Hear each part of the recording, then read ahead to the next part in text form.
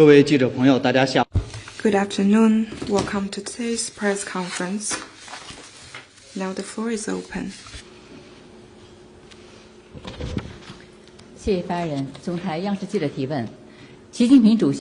CCTV, during the state visit to Russia and the celebrations marking the 80th anniversary of the victory in the Great Patriotic War of the Soviet Union, President Xi and President Putin signed a joint statement on further deepening the China-Russia Comprehensive Strategic Partnership and issued the joint declaration. President Xi also had bilateral meetings with the leaders of other countries and exchanged their views on carrying forward a correct historic perspective on World War II, staying true to multilateralism and defending international fairness.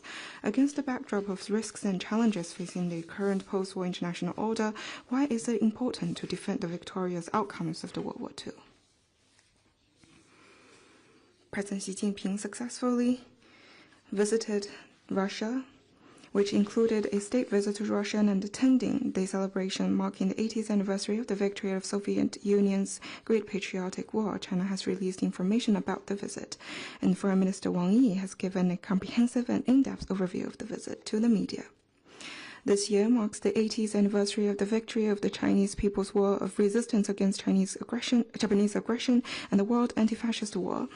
80 years ago, China made great national sacrifices and decisive contributions to the victory of the anti-fascist war, together with the progressive forces around the world, including the Soviet Union.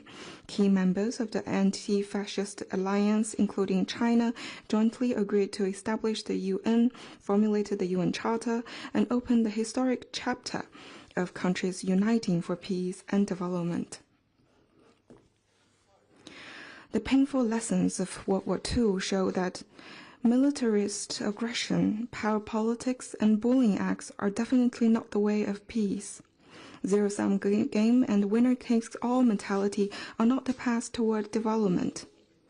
Only when countries join hands in safeguarding the international system with the UN at its core, international order underpinned by international law, and basic norms governing international relations based on the purposes and principles of the UN Charter, defending international fairness and justice, and continuously promoting an equal and orderly multipolar world and a universally beneficial inclusive economic globalization, can the vision of saving the succeeding generations from the scourge of war in the preambles of the UN Charter be turned into reality, and human society truly achieve peace, stability, progress, and development.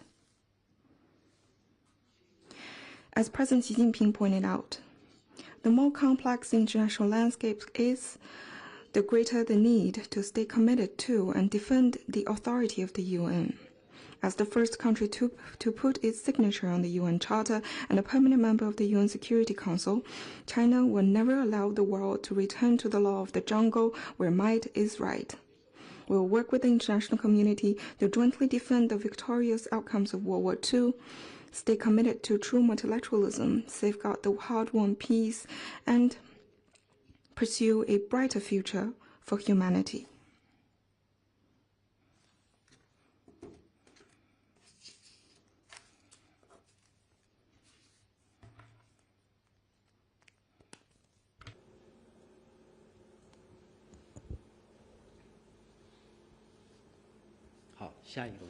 Next one, please.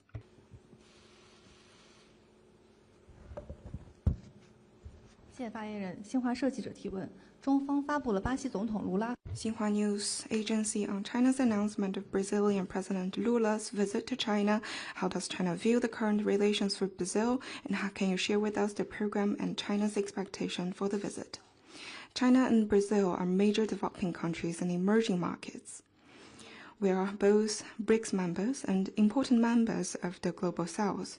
Bilateral relationship has always been a forerunner in the relations between China and fellow developing countries. Last year, we celebrated the 50th anniversary of diplomatic ties. President Xi Jinping paid a successful state visit to Brazil, and the two presidents announced joint efforts to build a China-Brazil community with a shared future for a more just world and a more sustainable planet, and promote synergy between China's Belt and Road Initiative and Brazil's development strategies. China-Brazil relations have entered a new historical stage. President Lula is the leader of a major Latin American country with important influence and a seasoned statesman in the international community. This is President Lula's sixth visit to China and marks the third exchange of visits between the two presidents within 2 years. China believes that on the current international landscape fraught with changes and turbulence, this visit is important, which will add new substances to China-Brazil community with a shared future and demonstrates the firm resolve and responsibility of the two countries in leading greater solidarity and coordination among Global South countries and promoting stability and prosperity in the region and beyond. During the visit, President Lula will also attend the opening ceremony of the fourth ministerial meeting of the China CELAC Forum and other events. China attaches great importance to Brazil's vital role in Latin American and Caribbean affairs and stands ready to work with Brazil for new progress in building a China-Brazil community with a shared future.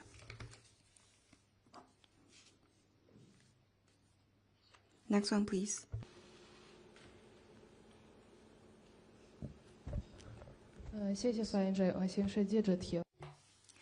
RIA Novosti, Russian President Putin on the 11th proposed to restart negotiations without preconditions. What is China's comment on that? On the Ukraine crisis, China's position is consistent and clear.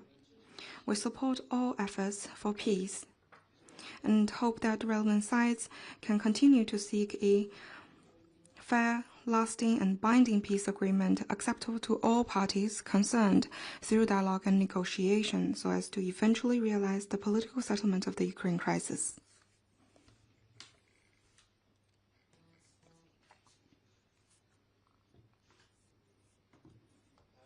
Bloomberg News, we understand.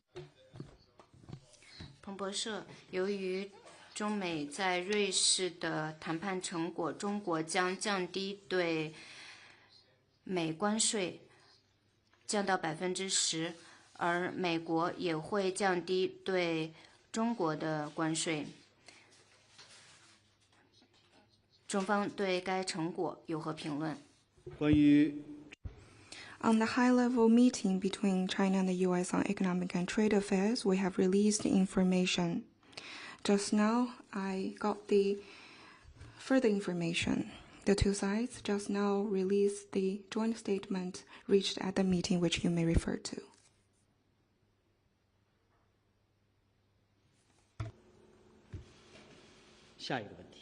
Next one, please. 日本共同社 Japanese Kyodo News。昨天，日本海上保安厅表示，他们在冲绳县钓鱼岛附近发现了一艘中国钓鱼船，该船向日本专属经济区内的海域投放了一个管状物体。日本海上保安厅敦促停止其活动。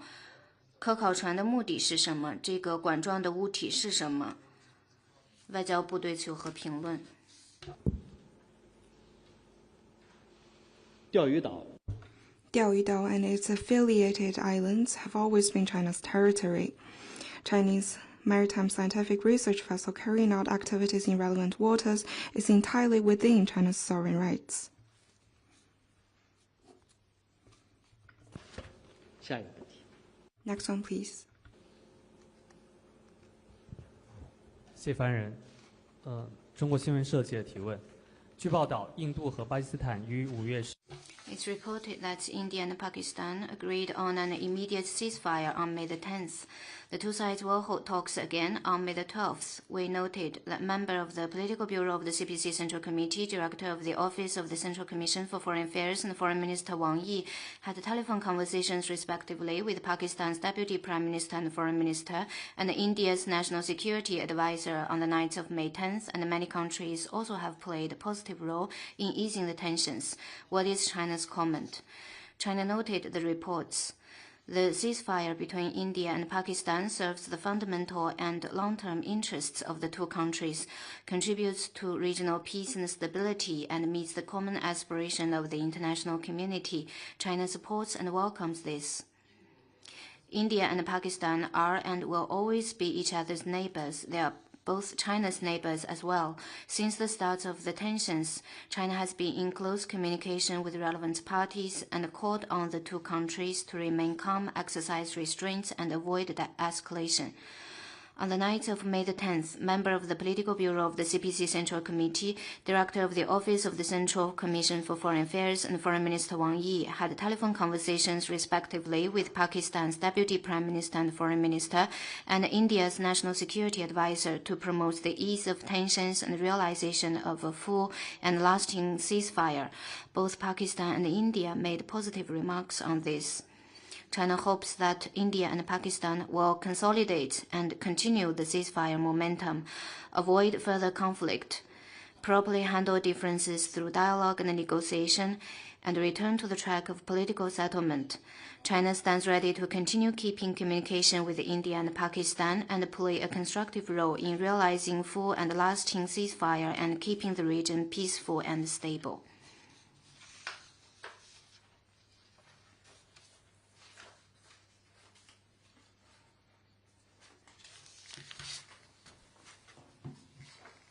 Next one, please.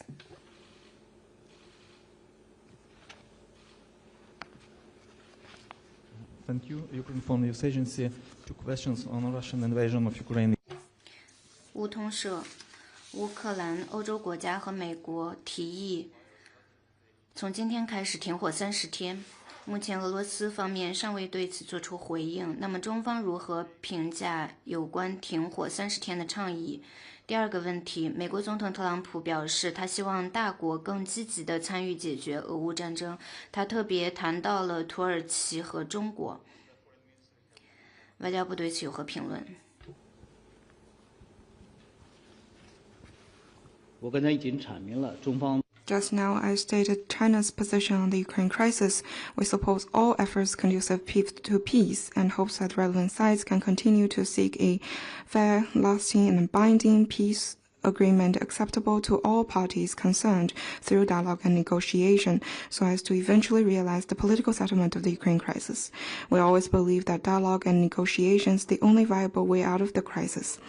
China stands ready to, in light of the will of the parties concerned, work with the international community to play a constructive role for the resolve of the crisis and realization of lasting peace.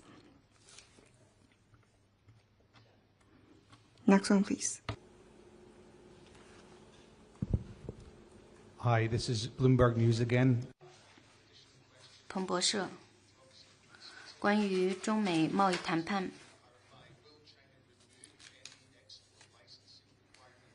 中方是否会取消对稀土和其他关键矿产资源的出口限制？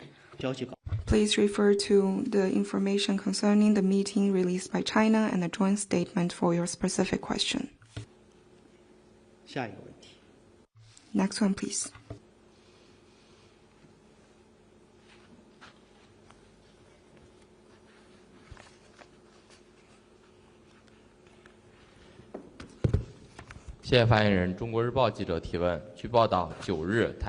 China Daily on May the 9th, the Taiwan authorities made irresponsible remarks on China-Russia joint statement of CPC's contribution to war and said that the Carrot Declaration and Potsdam Proclamation affirmed that the ROC's sovereignty to Taiwan and that Taiwan has never been part of PRC.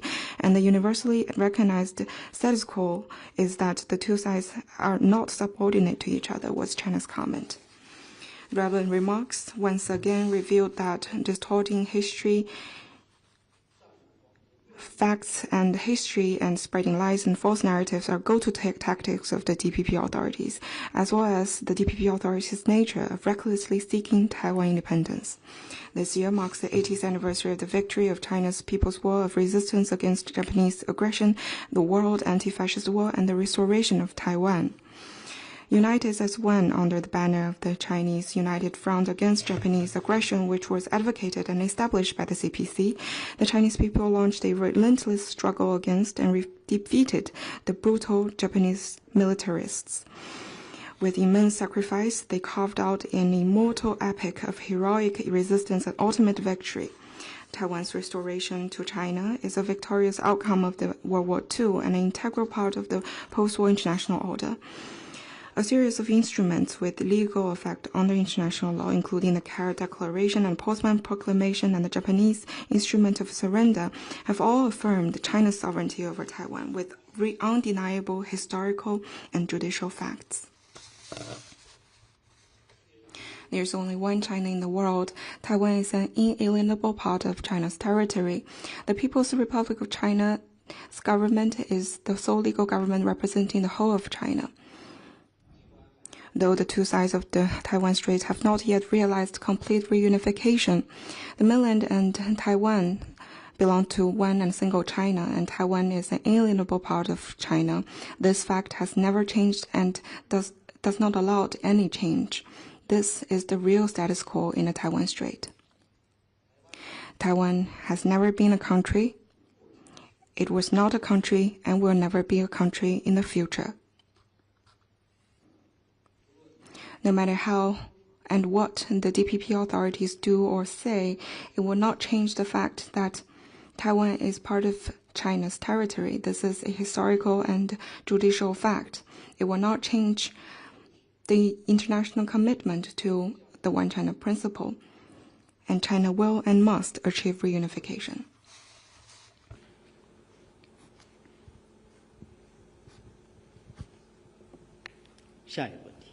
Next one, please. Hi, Bloomberg again, on a separate topic. 彭博社上周五，欧盟驻华大使表示，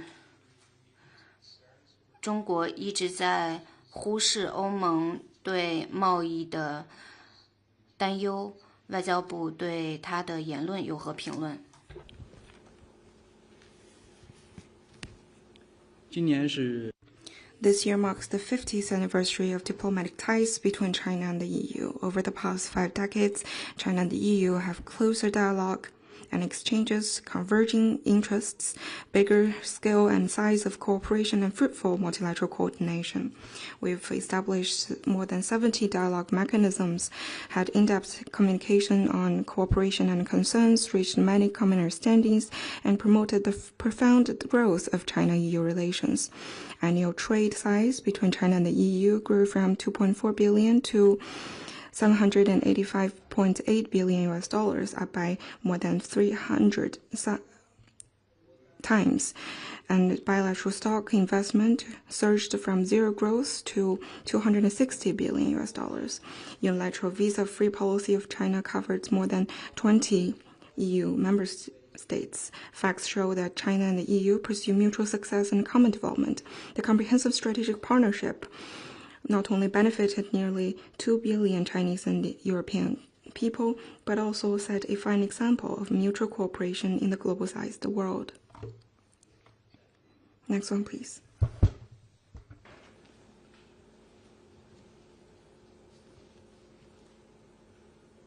谢谢发言人。中外卫视记者提问：特朗普 China Arab TV, President Trump said that China-US trade talks have had positive outcomes. Is China satisfied with the outcomes?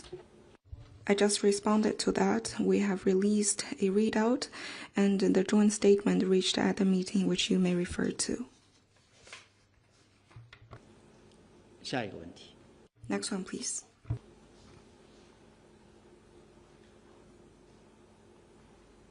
还有其他问题吗？ Anything else? 好，那今天记者会就到这里。 Then let's call it a day. Thank you for coming.